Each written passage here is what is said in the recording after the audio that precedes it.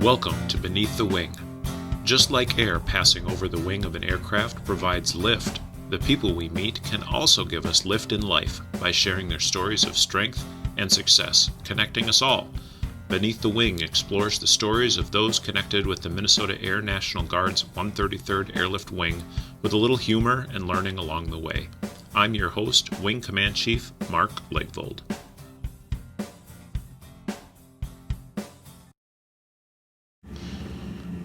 Okay, thanks for joining us for our third episode of Beneath the Wing, where we explore and get to know a little bit more about the people that are a part of the 133rd Airlift Wing here in Minneapolis and St. Paul, Minnesota. And joining me today, we have Senior Airman Jeff Fouts. And Jeff and I have known each other for a good long time because I used to work with him in security forces before I moved into this new role. But he is not only an awesome Security Forces member, but he's also the 2019 Airman of the Year, not just for our wing or the state, but also for our region. So he went really, really far in that. We're going to learn a little bit more about what it takes to become an Airman of the Year and what makes Jeff Fouts tick. So welcome, Jeff Fouts. Thanks for having me, Chief. Really thankful to be here and very humbled to be in your presence as usual. You're a riot. Okay, we're just going to end like that and have a good conversation for the rest of the time here. So it's been quite a year for you. Becoming an Airman of the Year is it's a cool deal, but it's a detailed or a complicated journey. So let's start at the beginning. Why did you choose to join the military, join the Air Guard?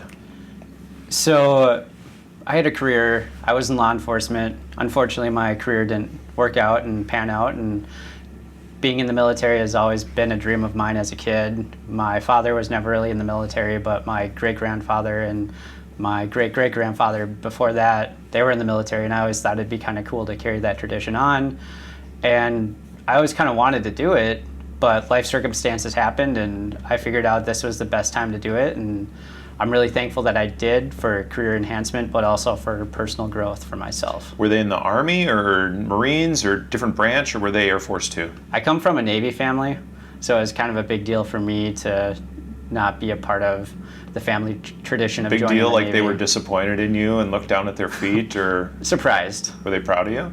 Very. Yeah. Great. When it comes to joining the Air Force, going through basic training, all of those, the things that you have to do just to get in, did you find that to be challenging or hard? I'd say the most challenging part of basic was being older. When I enlisted, I was 27, and I went to basic when I was 27, so I already had a lot of life experience compared to a lot of 18, 19-year-olds who freshly got out of high school. So that was more challenging to me because I was dealing with people that were a lot younger and who were very immature. And thankfully, my BMT flight, basic military training flight, was 85% guard, and we're all over the age of 25. So we worked pretty well together, and we're very high speed and able to accomplish things. So I was thankful for that, but at the same time, experiencing my training instructors who are talking to me as if I'm a little kid was kind of frustrating to me. Simple rules when we get down to basic training, and everybody kind of goes through that same experience, right? It's Correct. Part of the shared experience of getting into the military, but not everybody has the same job. And so when you went through, a flight is about how big at basic? We were 52 strong. So 52 of them, they're not all going into the same job as you, right? Correct. I had the majority of us were security forces. So during my tech school training, that was actually beneficial of already having that relationship and having an understanding of who I'm working with. Did they all pick security forces? They did. Did you pick security forces, or was it picked for you? I picked security forces when I went through the recruiting process. Maintenance was offered to me because I scored decently high on the mechanical portion, but don't trust me with a wrench. So I wanted to pick something that I was already comfortable in and confident in my skills and abilities. Sure. So you picked security forces. Are you happy with your decision still? I am so thankful to be in security forces. I couldn't imagine a job in the Air Force where I wouldn't wear a beret, where I wouldn't wear a badge, and I wouldn't arm up on a daily basis. You feel like your job is to, what do you consider the primary part of your job? Why is that appealing to you? So the primary part of my job is customer service, in a sense, because I'm working with a diverse group of individuals, whether that be in a stateside environment or in a deployed environment. I'm a huge proponent of relationships and professionalism, and having that level of relationship with the people that you're working with is very beneficial, in my opinion, not only for mission accomplishment, but for growth. Great. So let's talk a little bit about those relationships, especially ones that we're not used to establishing. You got back in the last year or so from deployment, and it was a tough one for you guys. You went to a difficult place and had a difficult mission. Tell us a little bit about that, and tell us about some of the relationships that you built with people you normally wouldn't build relationships with. So my deployment was in Afghanistan. I had a really interesting role. Typical security forces deployment looks at standing at a gate and checking IDs. However, I did a lot of flyaway security and personal security detail for various individuals, including pilots who were also advisors, who were advising the Afghan Air Force on how to build a sustainable, dependent, reliable Air Force. So these are American pilots that are basically teaching? Correct. Okay. And you were their security guard? I was, and it was great. Additionally, we did outside the wire missions, whether that be some presence patrols on the Afghan Air Force Base. I also was the only operator and administrator for the TAS system, which is a tactical automated security system. And that was a big deal for me because I was really stepping out of my comfort zone doing something that I've never really done before. Is that like my ring system that I got on the front door, but a little bit heavier duty? Without going into too much detail, yes. Okay, all right, that makes good sense to me. So you were the only operator for that, and you were a senior airman or an A1C at the time? I was a senior airman, and I was tasked with being in charge of a $564,000 system, which ended up breaking. On top of that, I had to replace it, replace the fiber, and do a lot of electronical work that I've never done before. On top of that, I was also one of 3 armors within our FOB in our area, so I was supervising over 600,000 rounds of ammunition. An armor is somebody that can just hand somebody else a weapon safely and successfully so they can do their job, right? Correct. Maintain that their weapon's working, maintaining that they have proper ammunition, proper training. It's a lot of responsibility for a senior airman. Sure was. I really enjoyed the responsibility. I really enjoyed the challenges with that because I lived on a small FOB. There was a lot of rank and there was a lot of oversight, not to the point of micromanagement, but everything had to be perfect. And because I was doing so many things, I had a lot of eyes on me on a consistent basis, checking up on me, being a resource for me, but at the same time, excellence in all we do is a big thing, but at the end of the day, we have to have everything perfect because in an environment such as Afghanistan, people get hurt, and we don't want that to happen. We want everyone to go home at the end of their deployment, so everything had to be perfect, not only for me, but for everyone else. It's about, safety, right? Correct. Yeah. So safety of the people that you built relationships with, right? So getting back to that, you see your role more as a customer service person. You were working with a lot of different nationalities, a lot of different people, and a lot of different characters. What was it like to be introduced to somebody that was from a completely different culture at your relatively young age without a whole lot of training and experience in that? How did you communicate and establish a good relationship in that? Just about everyone spoke English. My roommate, for example, was from Sweden, a Swedish Air Force medic. Thankfully, he is also an American citizen, so he and I had a lot of common ground. But most people in general, there's a lot of different viewpoints, and it's about establishing that regardless of your viewpoint and your angle in life, that you're here to complete a mission. Even if you disagree with that person, you want to go home at the end of the day. That person wants to go home at the end of the day, so it's a lot of collaboration and working together to get to a common goal and a common objective. Did we have training that kind of helped prepare you for that, or is that just something that you picked up? So training with other nationalities is something that we never really had. We had training for like the local customs, such as the local Afghan individuals, about their customs and courtesies, but nothing about the other NATO personnel that were there. Do you think that some of the things that we do here at our home station help prepare us for dealing with people that are maybe different than we are? And your role as a customer service specialist in security forces, aka law enforcement guy here, I mean, you get to deal with all kinds of different people. Does that help prepare us for those deployed missions where we're dealing with a completely different culture? It sure does. I know a big thing within the wing is to be accepting of all and to be professional at all times with that. So having that strong base, being able to easily work with and jump into any situation is a big thing within the wing, because we work with so many diverse groups, and just applying that on a larger scale in an environment that's austere is something that we jumped into right away with no problem. Yeah. And from everything that we've heard, excelled at it. So your supervisor on that deployment put you in for Airman of the Year. He also put you in for the TJ Labreco Award, which is a pretty big deal in security forces. Tell us about that award.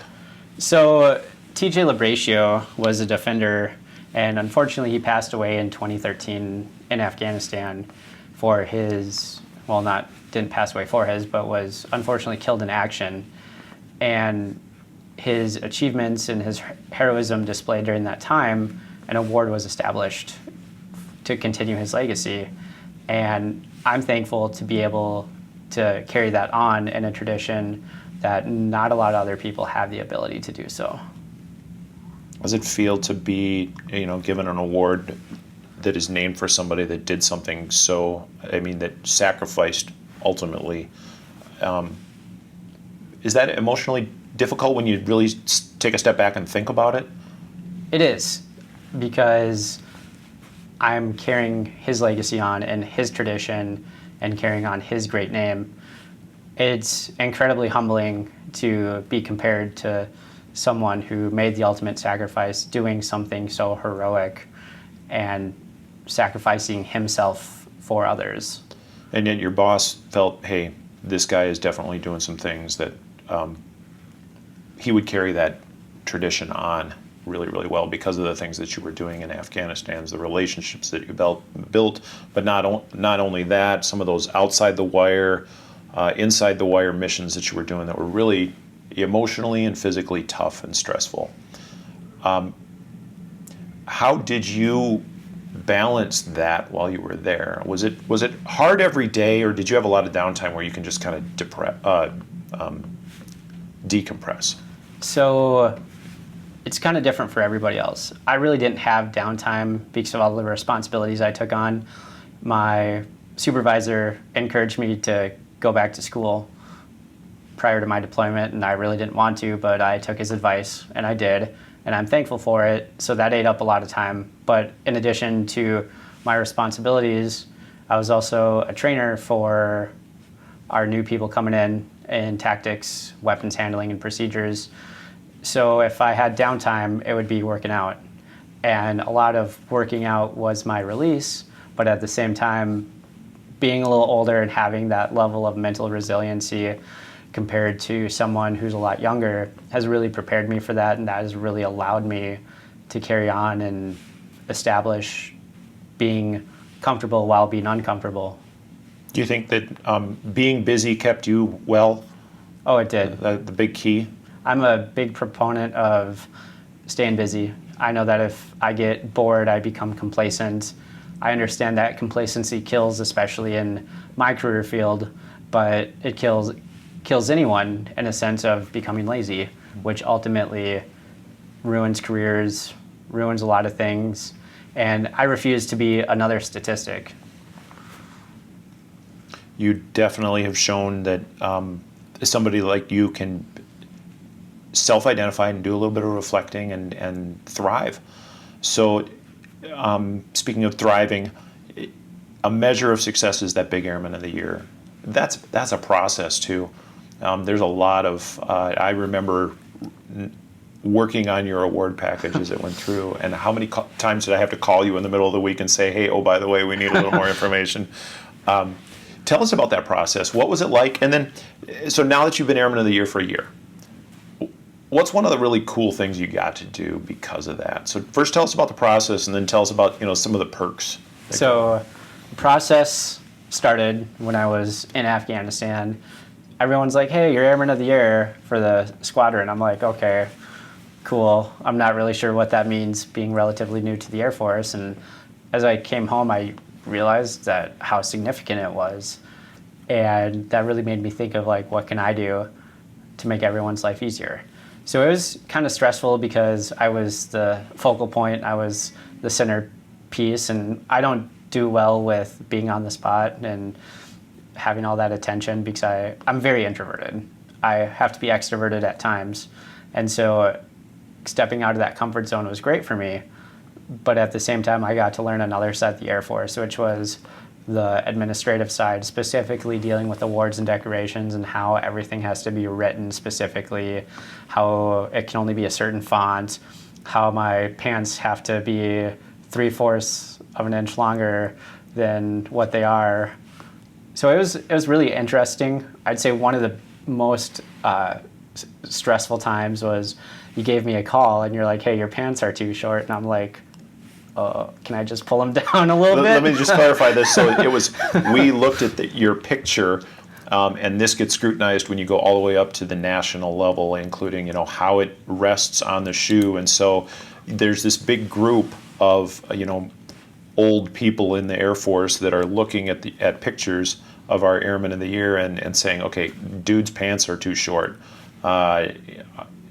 Arm is bent a little bit too much, and it's that level of detail that goes into selecting. So getting to that level, Jeff, and then moving beyond that, the elite of the elite and the most picked over people get to the level that you are at. And I mean, it was just awesome to be there knowing you and just wanting you to be successful, and then saying, oh, but come on. I mean, honestly, it's a 3/4 of an inch drop on the pants, but yep. So then I get to make the panic call, and there you were, right?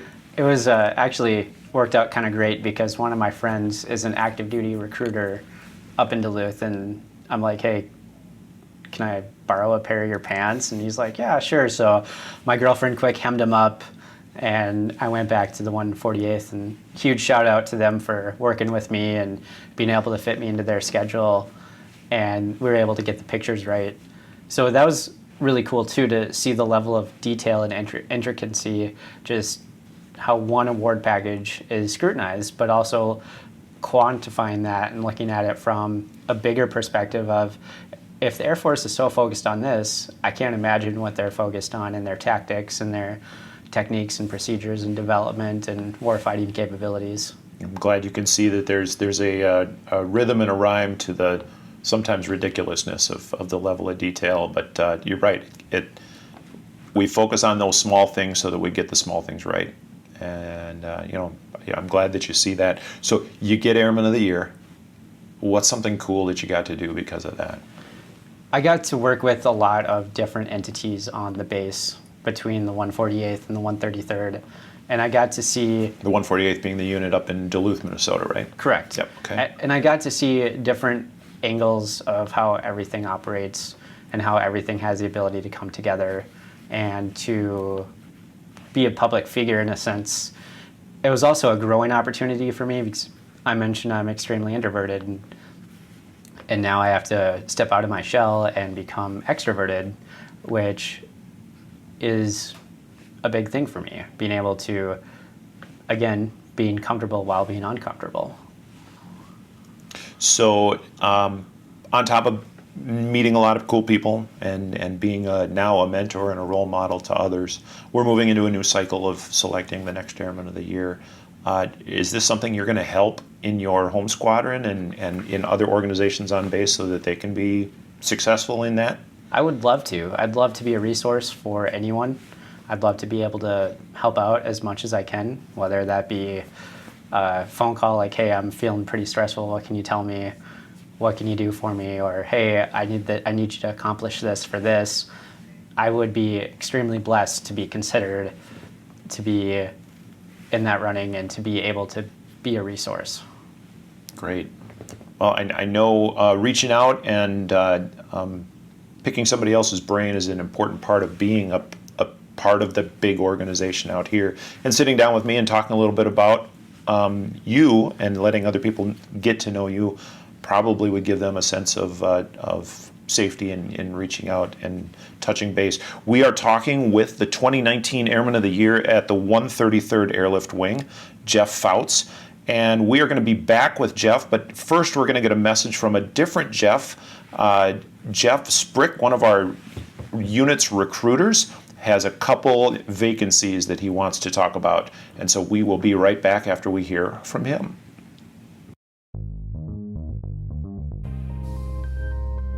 Hi, this is Sergeant Sprick with the Minnesota Air National Guard recruiting team out of the 133rd Airlift Wing in St. Paul, Minnesota. Here's how our recruiting process works. Once you get qualified, you choose jobs to tour. That means you go to the work area, check it out, talk to the airmen who do the job, ask them any questions you can think about. This helps you make a very well-informed decision. Connect with us on the socials, Sergeant Sprick or MNANG Recruiting on Instagram, Facebook, and LinkedIn. Again, that's Sergeant Sprick or MNANG Recruiting on Instagram, Facebook, and LinkedIn. Have a great day. Okay, thanks, Sergeant Sprick. And again, if you're out there listening and you have someone in mind that would fit those jobs, make sure you give them a call. We are talking with the 2019 Airman of the Year, Senior Airman Jeff Fouts. Jeff lives up in Duluth, Minnesota, but he comes down to Minneapolis, St. Paul to be a part of the 133rd. Even though there's a unit up there in Duluth that I guess didn't have a spot for him when he decided to recruit in, we took him with open arms, and it's been a great relationship, and we've been really, really proud of how he has represented us as a state, as the Regional Airman of the Year for our area. So again, welcome back, Jeff. Thanks for having me. Absolutely. This is a whole lot of fun. So being in Duluth, Duluth is home to, you're famous in the entire region of the Air National Guard and represented as well. But there's another famous person from Duluth, Bob Dylan, who is do you know Bob Dylan? He and I went to elementary school together. Together. I was unfortunately about 50 years behind him. Okay. So obviously you may have had the same teacher in literature. He is a Nobel Prize winner. No pressure. Airman of the Year. Okay. Nobel Prize, right? But let's just say you and Bob Dylan are sitting down having one of his favorite drinks. And the Beatles said that Bob Dylan's favorite drink was cheap wine. So you and he are sitting around having a glass of cheap wine, talking about songs that have meaning in your lives. And he wrote a lot of cool stuff. So what are some of your favorite songs that you would talk with Bob Dylan and say, this has really big meaning and has maybe helped me through a hard time? Audioslave, Shadows on the Sun. I understand that's not the Beatles, which Can you sing a couple bars of that one? I cannot. Probably good for the podcast. Very good, and I should stick with my day job. So anyway, Shadows on the Sun. There have been some moments in my life in which have been really challenging and really difficult and kind of dark in a sense. And I'm naturally a bright person. I'm always happy, excited to be around someone. But we all have dark times. And so regardless of those dark times, I maintain that sun sense and that being able to be bright and be someone and be significant. So in a sense, that really applied to me with being a shadow on the sun in the sense. Cool. Who sings that? Audioslave. All right, I'm going to have to tune into that one. I'm not. That's why I asked you to sing it, but that's okay. We'll hold off on that. It'll be something I'll have to listen to after I'm done listening to this podcast. What other songs have some meaning to you that you carry around with you? So I coached competitive swimming for 8 years.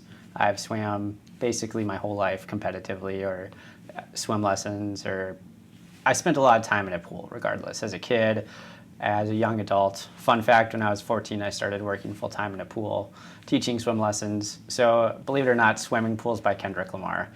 I know that it's kind of not really the thing, but it kind of has meaning because I spent a lot of time in a pool, and there were times in my life where I would not get that chlorine smell off me, and I'd be on a date and she would look at me like, "You really smell like a pool," and I'm like, "Well, I basically live in a pool." Chlorine is clean, though, right? It is clean. That's a good thing.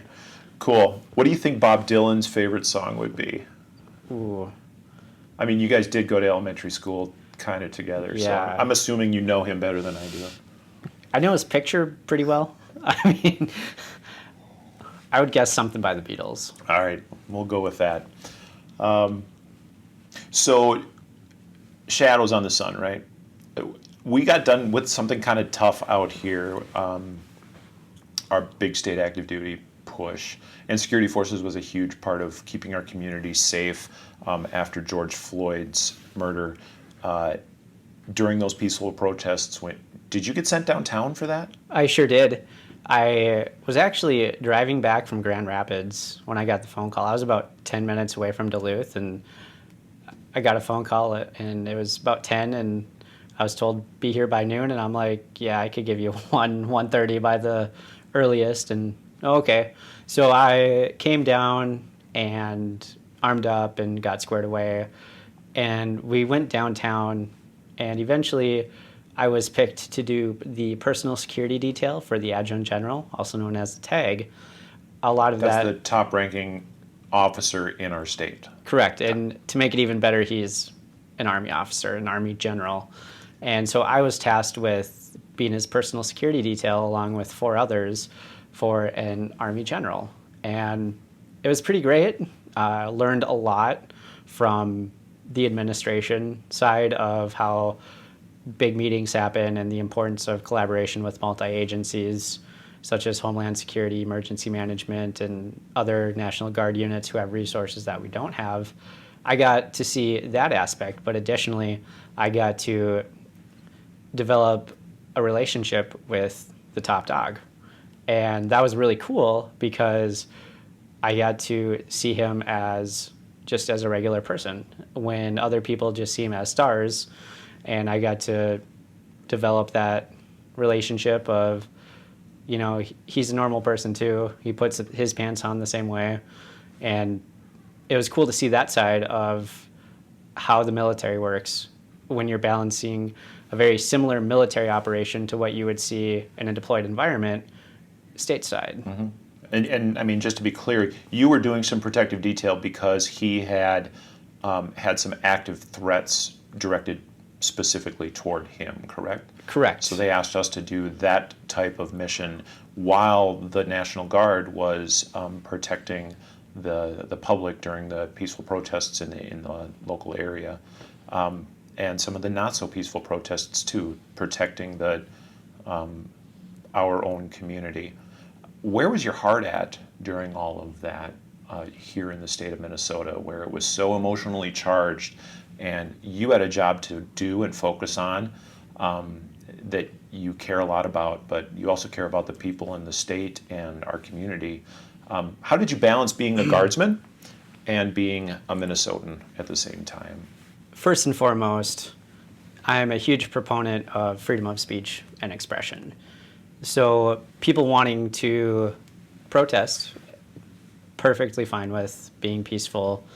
So that's where my heart is. And then once they turned violent and aggressive and people were getting hurt and police officers were being harmed, that's where it became kind of a gray line, because at the same time they're violating so many things in which force may have to be used, but I don't necessarily want to have to use force on my neighbor per se.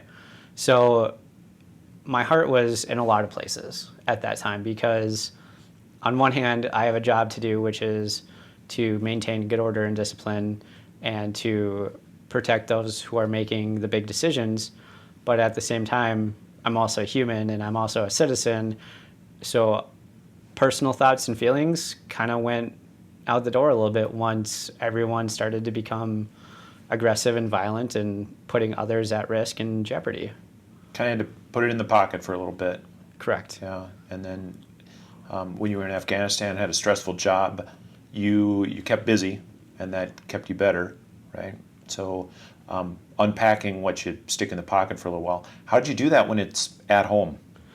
It's a little more difficult because I don't have the ability to be thousands of miles away. Instead, I'm 5 minutes away from my base and 2 hours away from my home. I just talked to a lot of my friends, and thankfully there were a lot of people there that I never really got to know. So I got to build that friendship and that relationship and tried to occupy myself with that kind of stuff, which was good because at the end of it, I came out being more comfortable with people in my squadron and being able to have that relationship that I've never really had, because I've never had the ability to really just hang out and talk with someone or be around other people in my squadron that I'm not deployed with, because I'm usually out the door or out at some training or doing something. And I'm really thankful for that, because that was able to really relax me and be able to associate myself with them. And As an introvert, being able to, still break out of that a little bit and have those conversations, you probably made it safe for other people to talk about that too, that might be an introvert as well.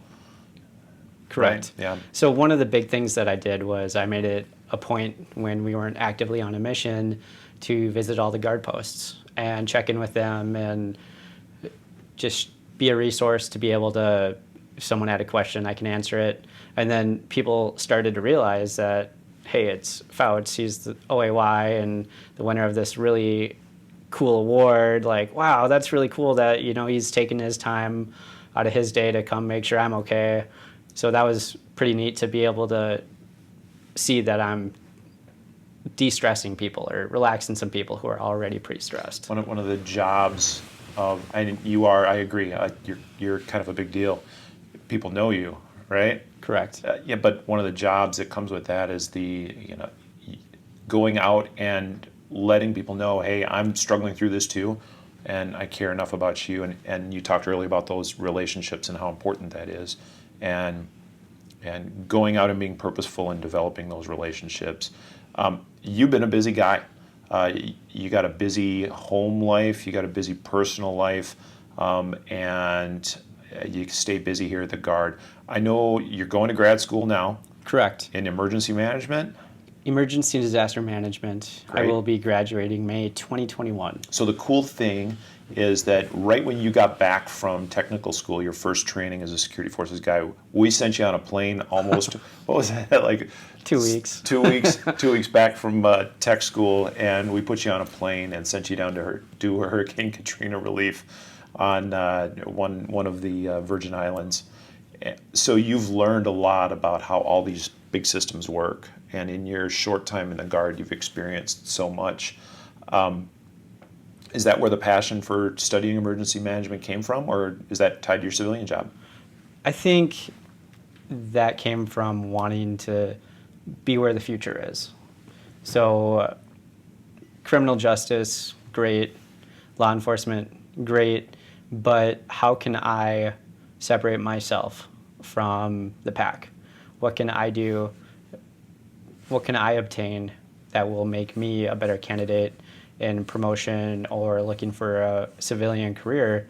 And that's where emergency and disaster management kind of came into play is, hey, I've already experienced some hurricanes.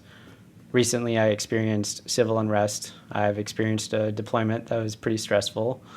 Why not take some of that experience and apply it where I can apply it in an educational field and I can learn from it, but I can also be a resource for everyone else in my program. Currently, there's 5 other people in my program, so it's very tight-knit where I know my classmates, and it's always been kind of enjoying for me because I'm getting to see how emergencies operate on a wider scale, but I'm able to see it from a Guard perspective as well as a state perspective and my civilian job perspective, working in healthcare. Unfortunately, a couple of years ago, a refinery blew up and I happened to be working in a hospital, and I had to basically make a plan for evacuation of the hospital because it was within the blast radius. And unfortunately, the administration at that time didn't see the need for it, but I was able to convince them, and we developed a plan and executed it. So that's another experience for me that I decided to tie into my educational career. Did the Guard help you be successful in that, or did your civilian job help you become successful in the program of study that you're in? I'd say the Guard more so because they've provided me with a lot of the experiences and the trainings, and has affirmed that even if I make a bad decision, it's better than no decision. If you had, that's a great piece of advice, and something that people, leaders at all level, regardless of where they work, struggle with. But we try to analyze and we try and make good decisions as much as we possibly can. If you were brand new again, what do you wish somebody would have told you going into all of this? Lead me, follow me, or get out of the way. So how do you like to be led? I like to be led in a very dynamic way with someone that is very high speed, that is a go-getter themselves, because that's the environment that I gravitate towards, as seen in everything that I've done. And when I'm in an environment where I don't have that, I kind of revert back to the lead me, follow me, or get out of the way. And sometimes do you have to push your leaders a little bit to get out of your way? A little bit. Yeah. So I'm 30 right now. Earlier I mentioned that I enlisted when I was 27, so I had a lot of life experience before that. So a lot of that was, I'd sit back, listen, kind of take note of the situation and the circumstances, and then I would look at my leader and pull him or her to the side and be like, maybe we're not looking at this the right way, and maybe we need to look at this from an outside the box perspective. Is your critical thinking in that moment always appreciated by the people that were leading you positionally? Not always. Because that's challenging. That's sometimes hard. It is. It's not always received, but looking back at it, it's very much received, because it kind of turns into, oh, hey, you see something broken, you fix it. You run with the football. If you're doing something wrong with it, or if I don't think you're able to handle it, I'll take that football back and we'll give it to someone else, or we'll have some mentoring. And I really like that style too, because that allows me to grow as an individual. Great. So let's move on to a part of the podcast that I like to do called Quick Questions. So I'll ask you a question. Usually like a 1 or 2 word response. We'll just rip through these real quick and we'll get a little deeper dive into you. Don't take too much time to think, all right? Perfect. Okay, cool. So your favorite action hero? Schwarzenegger. Get to the chopper. All right, fine. Famous person you'd most like to meet, not Schwarzenegger. Jocko Willink. Movie that made you cry? I couldn't tell you. I really don't cry. I'm not a big crier. Maybe Flags of Our Fathers. Better. Okay. What scares you the most? Not crying in public. Drowning. Hockey or basketball? Hockey. What did you miss the most when you were deployed? The state fair. And here we don't have the state fair in Minnesota again. I was a little butthurt about that. I don't know if we can say butthurt on a podcast, but hey, we'll get on beyond that. So Schwarzenegger, favorite action hero, really? Oh yeah. Are you going to grow up and be governor? I hope not. Like him? I do not want that job.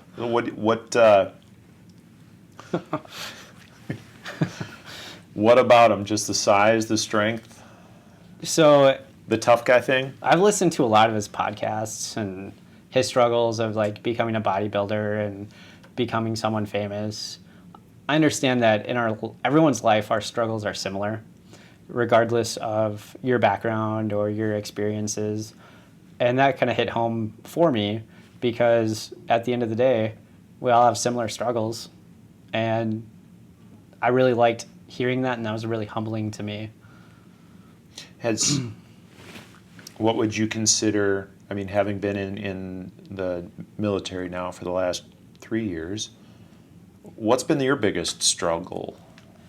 I'd say my biggest struggle is realizing that I'm not always in control of situations.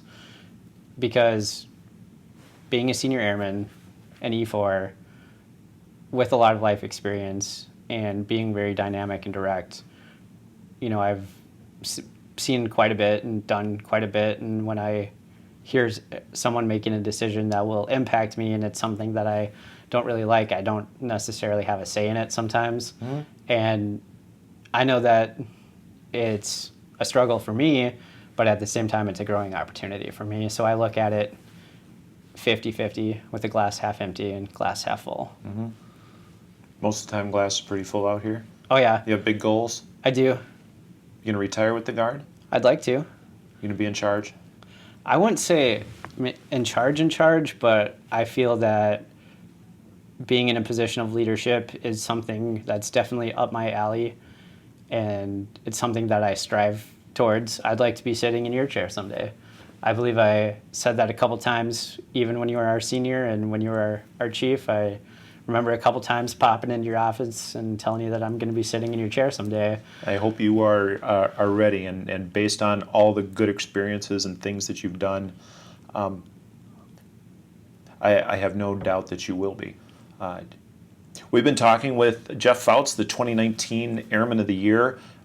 It's been a great interview, and I've really enjoyed talking to you. You are the reason I wake up excited to come to work every single day. You're too kind, Chief. Well, you and a whole host of others inspire me every day to do my very best in what I do. But I know that you are internally driven, and that drive and that good, positive vibe and your self-reflective ability is going to lead you very well and lead others really well out here at the wing. So I want to say thank you. Thanks for all that you have done so far in your career. Great stories, awesome experiences, stuff that I would never have dreamt of doing when I was in the Air Force for my first 3 years. But you've been excelling, and I do hope that you'll come back and talk with me sometime and continue to be out there and inspire me to do my job well. I would be honored to come back. Jeff, thanks again. And for those of you that listened in, thanks for tuning in. Next time on Beneath the Wing, we're going to talk with our former wing commander and a current one-star general that just got done going through the application process for Adjutant General of the state of Minnesota. Missed it by that much. General Dan Gabrielli, our St. Paul hometown native. So that should be an intriguing interview. So hope you all tune in then. Thanks for listening.